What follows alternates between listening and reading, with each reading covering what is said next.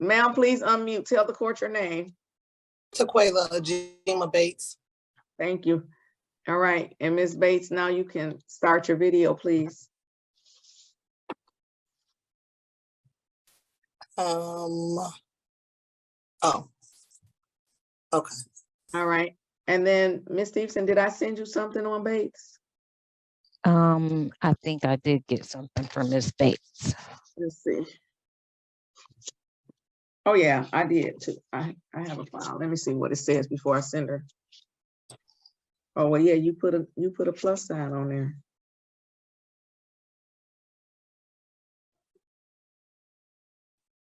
You sure you ready? Because you got the same report I got?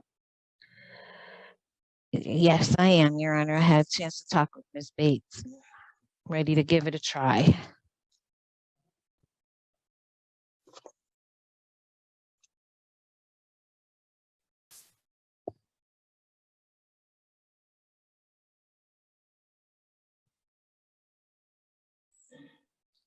Okay. This is case number 2045556. Hold on, 204556201. The people of the state of Michigan versus Taquela Ajima Bates. Defendant is charged with 1 count of gambling, disassociated person. Today is the date set for review. Ms. Stevenson. Janice Stevenson appearing on behalf of Ms. Taquela Bates. Ms. Bates, ma'am, please tell the judge your full name. Taquela Ajima Bates. Thank you. Today is the date set for review, and I do have a report from probation, which is not good. But let me see. I placed Ms. Bates on probation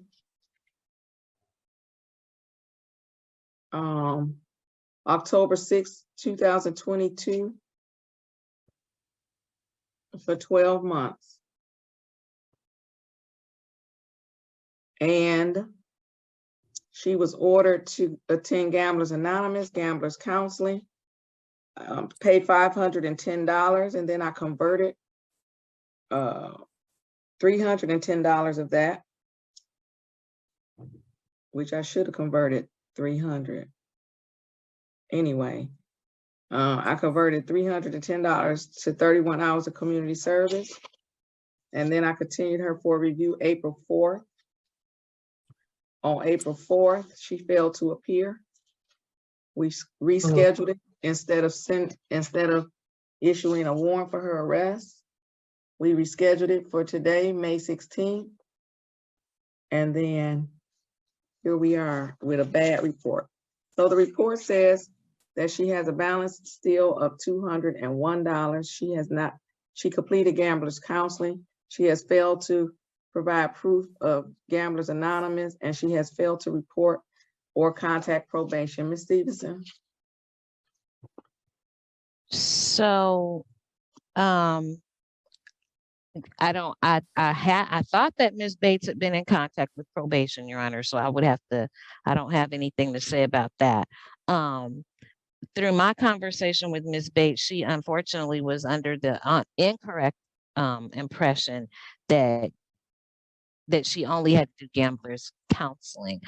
And I guess maybe that shows that she really wasn't in contact with probation, because Ms. McCall would have been able to clear that up for her. But she has, I know that she has sent some proof of compliance to Ms. McCall. So I know that there's been some contact with her, but we have not completed the Gamblers Anonymous. She thought that was Gamblers Counseling. She did the counseling. She didn't think it though. She didn't think it, but go ahead. Thank you, Judge. And so Ms. Bates has been, frankly, struggling with her housing. She's trying to keep her income coming in, Your Honor, because of the nature of the kind of work that she's doing is not steady. She's a salon operator, Your Honor, but her income is very, very, very sporadic at this time, and her expenses, unfortunately, are pretty high. Despite that, she did finish the counseling, and she's provided proof of that, I believe, to the probation department. So we're, again, not totally absent from communication with Ms. McCall. I would ask the court in that Ms. Bates is here today. I don't have an explanation as to why we missed the April 4th date, but she is here today, Your Honor, not having disregarded this court's order. I think she's struggling. I think she is managing her addiction. I think she is staying out of the casinos because she just frankly can't afford that right now. And I'm asking the court to give her an opportunity to take care of the money, and to get into the Gamblers Anonymous meetings, Your Honor, which are online, pretty easy to do. I believe that if Ms. Bates had understood that that was something that she had to do, that she would have done that. And so I'm Well, asking the court to give her an opportunity to do so, Your Honor. there are a couple of things. Number one, Ms. McCall's report doesn't even mention the community service. It does not even mention the community service. So Mr. Flanagan, I don't know, but probation needs to be made aware that Ms. Bates is supposed to be doing 31 hours of community service. You hear me, but it's paused. There you go. Okay. Let's not do that again. All right. So I need you to send that over to probation, to make sure that they are aware. Number two, when I speak, I am very clear about my orders. I definitely said Gamblers Counseling and Gamblers Anonymous twice monthly. Additionally, the court mailed a copy of its order to Ms. Bates at the address on Woodingham Street. Now, that's your problem. It's not helping you, so you probably just want to not respond. On the date of this sentencing, I'm also sure that I said, because I say it every time,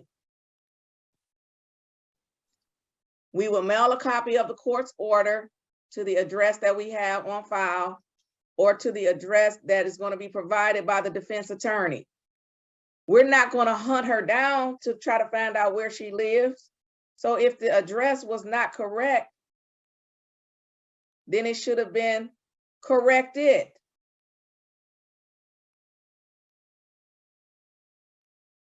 And probably part of the problem is she might have had the same attitude then that she got now. Right? You do. Stop talking, ma'am. I know the difference. Your eyes turning to the side, your head turning to the side. Your head is what you're continuing to talk when I'm talking, which is not going to work out good for you. Now, it's going to work out good for me, but it's not going to work out good for you. And so it's confusing me that a person who says they don't have an attitude would be talking while I'm going to revoke the probation. Let's do that. All right. So I changed my mind. Let's just do this. All right. You go talk to her in the breakout room where you probably should have tell her what the probation be. I will, Your Honor. Your assistant left? We have an emergency that should take care of. Okay. Yeah, you talked to Ms. Bates in the breakout room about her non-attitude and the fact that her body language says she has attitude. She got them sunglasses on top of her head, which I first didn't tell her to take off. She looking up in the sky. She's blading her face to the court, which is the equivalent of standing at the podium and turning to the side. So she's she's equivalent to standing at the podium, turning side. I'll send her to a breakout room, which she may not be able to see because her eyes up in the ceiling. And then you can talk to her in the breakout room and finish getting the other people ready too. And then I'm going to take a break. Okay. I appreciate that. Thank you, Your Honor. You're welcome.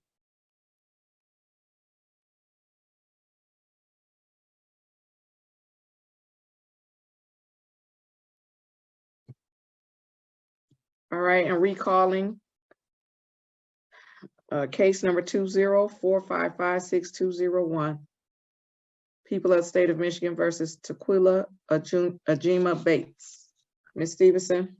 Thank you very much, Your Honor. Janice Stevenson, again, appearing on behalf of Mr. Tequila Bates. Ms. Bates, ma'am, please tell the judge your full name.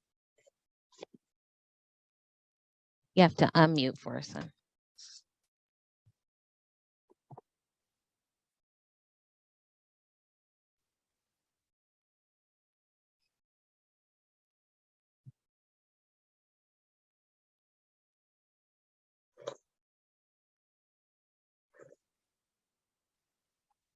Yeah.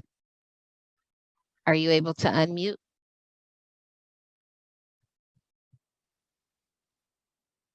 She can. If she tries again, she can unmute. There you go. I just did.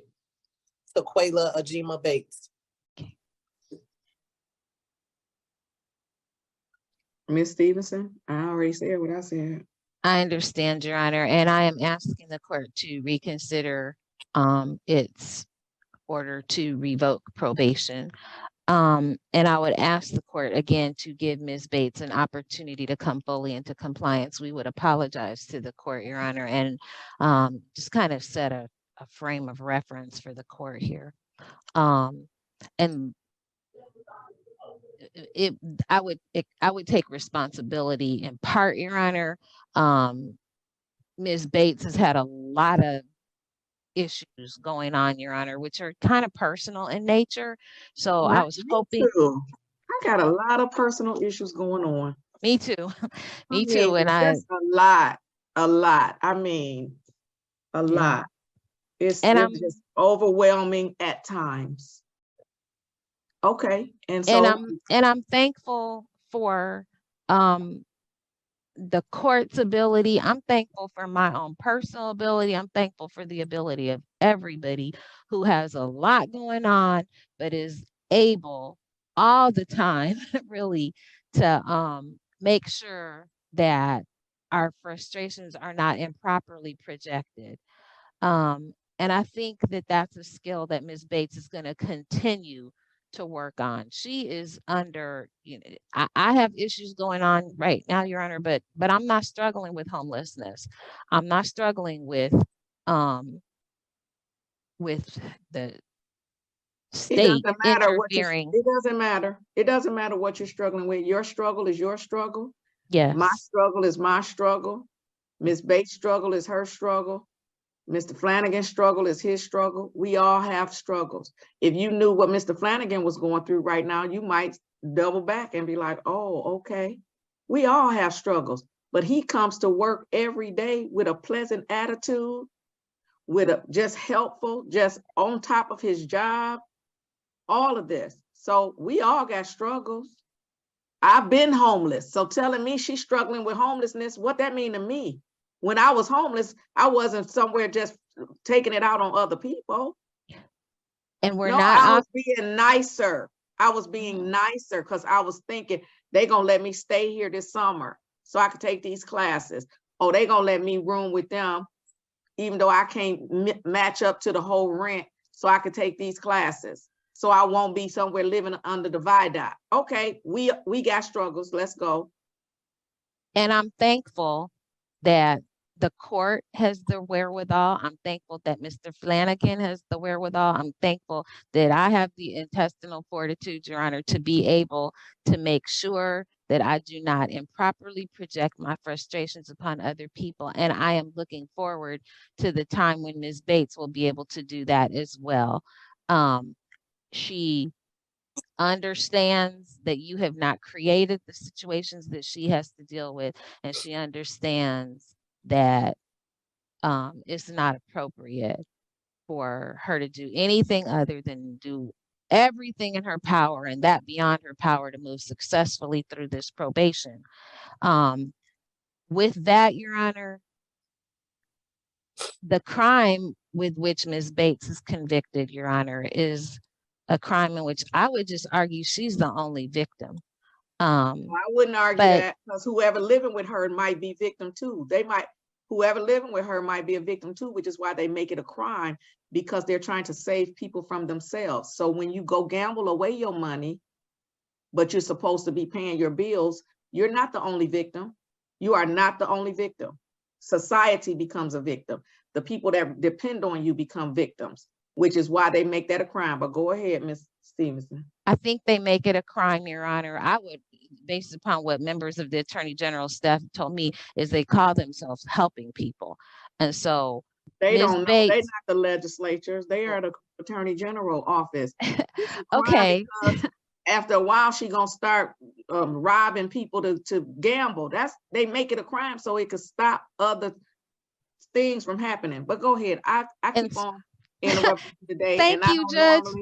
I It's don't okay. normally interrupt well, because I just I keep get- hearing a lot of excuses. I keep hearing all these excuses. That's what I'm hearing, which is why I keep interrupting you. But I'm gonna be quiet. Go ahead. And I think that it's also because this is a pretty impassioned situation, Your Honor. And so I do appreciate the court being impassioned about this.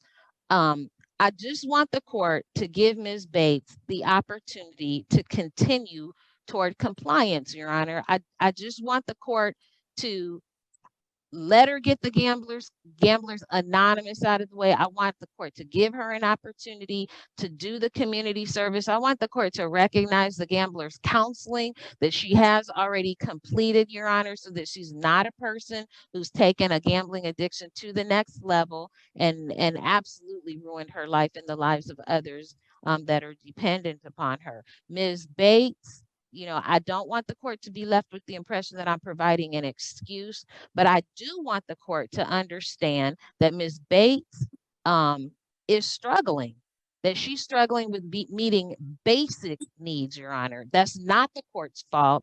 That doesn't mean that Ms. Bates can come here and do anything other than what she's supposed to do as a defendant before the criminal court.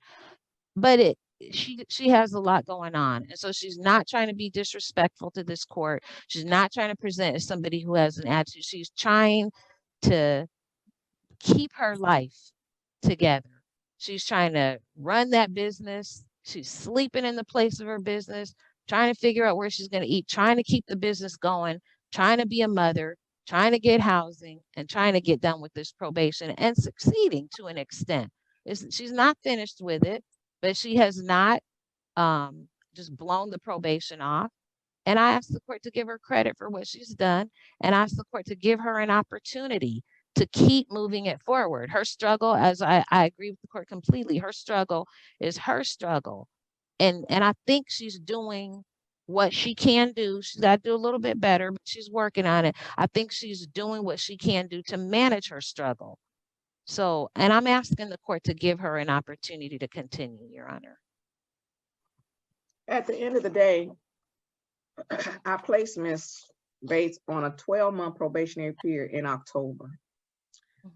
And I'm looking at my note, and it's actually non-reporting probation. So the fact that she's not reporting to probation is not an issue, except that they need to give her the community service. But here's the thing about that.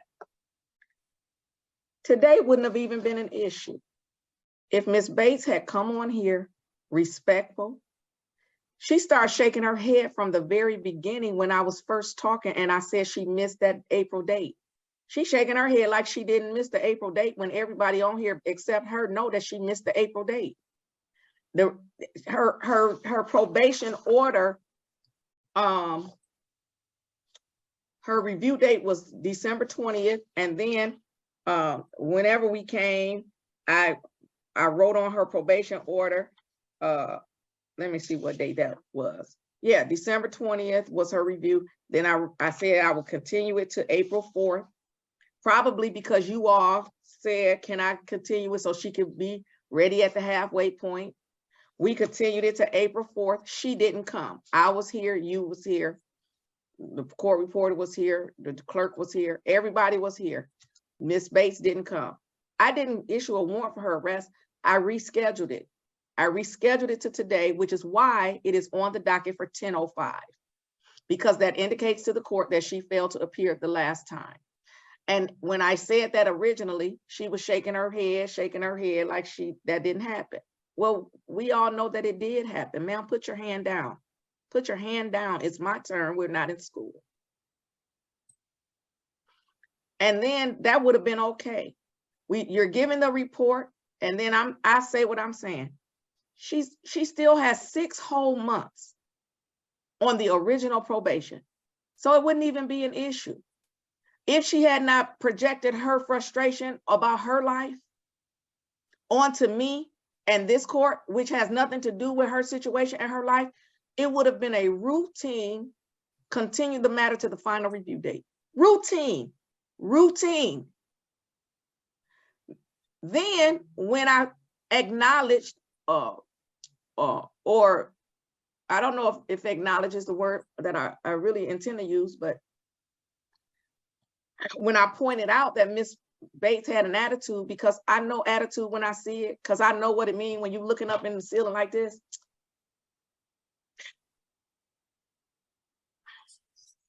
Because I know what attitude means. Because I am the person considered homeless at the age of 16 by the government, because I didn't have a place to go to call my own. Because I know how to roll my eyes and smack my lips with the best of them. But what I have the good sense to do and to know is that if an individual has some ability, some authority over me,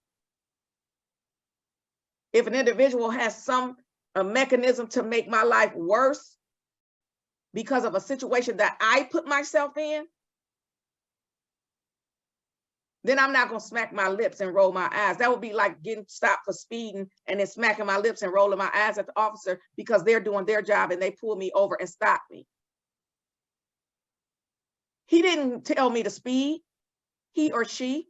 They didn't tell me to speed. Had I been abiding by the speed limit, they wouldn't have been able to stop me. They could have, but, right? So all of this right here, and you can say whatever you want to say about Ms. Bates, but when I look at her, she's old enough to know better. She's old enough to understand that her personal situation is not mine. And if she wants empathy from this court, then she allows her attorney to advise me of those situations. At the end of the day, she was a gambling, disassociated person. At the end of the day, she put her name on the list. On a list, and she consented to them treating her as a criminal. She put her name on the list and consented to being treated as a criminal if she violated that list. I didn't do that. I didn't put my name on anybody's list. I didn't violate the terms of me putting my name on somebody's list. So yeah, okay. What we're not going to do, and what I'm not going to continue to do, is allow people to come to court and take out every frustration they have on me, and then make me have to increase my time with therapists. Insurance only going to pay for so many sessions with therapists. But when an individual comes to work and volunteers themselves to be beat up by other people because of the stuff that the other person is going through that has nothing to do with me, that sounds like insanity. So I didn't do anything to you, Ms. Bates. I don't know what your situation is, but you're not the first person to have to live in their office.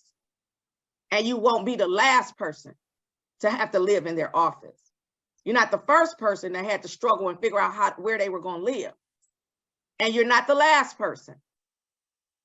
But I'm certain if I had taken out my frustration about not having some place to live out on the officers or the school or somebody else, I probably wouldn't be where I am today. So let's just do what we got to do. But don't come in here fussing at me and rolling your eyes at me and looking up in the ceiling at me.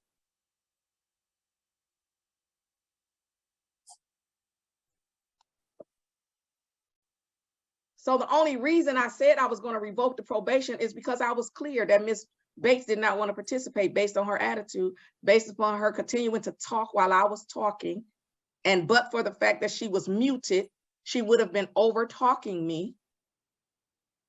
And so that's the only reason that I said I was going to revoke the probation. Ms. Bates still has until October of this year to come into compliance with the probation, a probation on an issue that I don't even think should be criminal.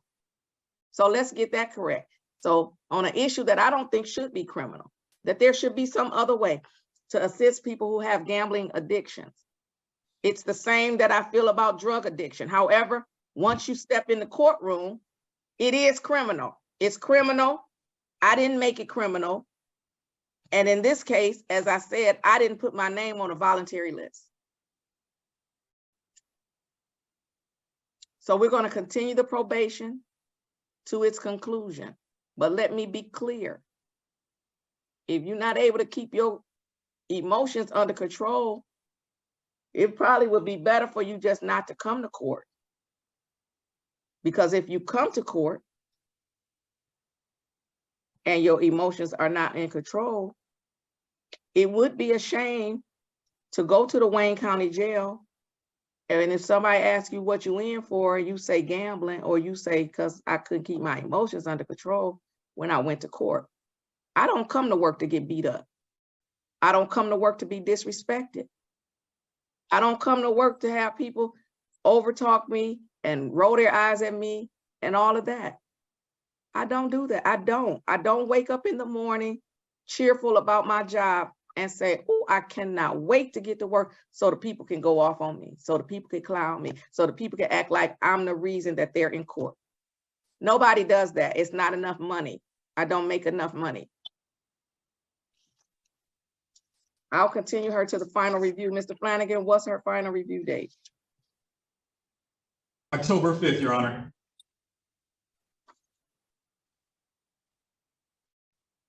Thank you. Let me make sure that's still a good day for the court.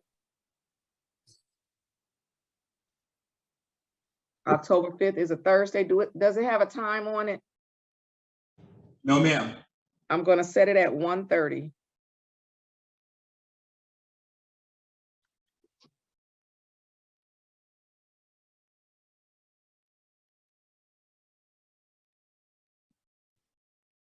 And I'm going to change her probation to reporting probation. I'm not going to add any fees.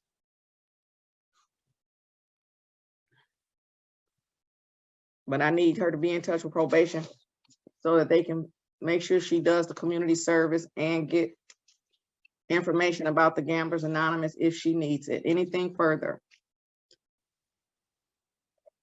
Just 1 second. No, nothing further at this time. Thank the court very much, Your Honor. All right, then we're all set. Until October 5th, have a great day and stay safe. Thank you, Your Honor.